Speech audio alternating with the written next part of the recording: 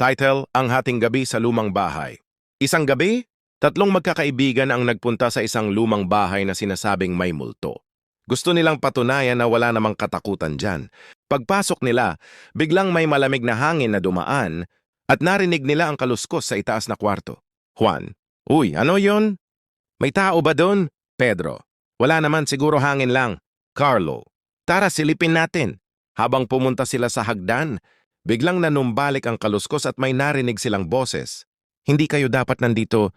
Lahat sila napalingon, nagulat, pero nung tiningnan nila wala naman daw ibang tao. Biglang may kumaripas na anino sa likod nila at narinig nila, sabay na kayo. Lahat sila nagtawanan kasi lumapit lang si Pedro gamit ang flashlight niya at nagsabing, "Horror story ba to o horror movie ang ginawa natin?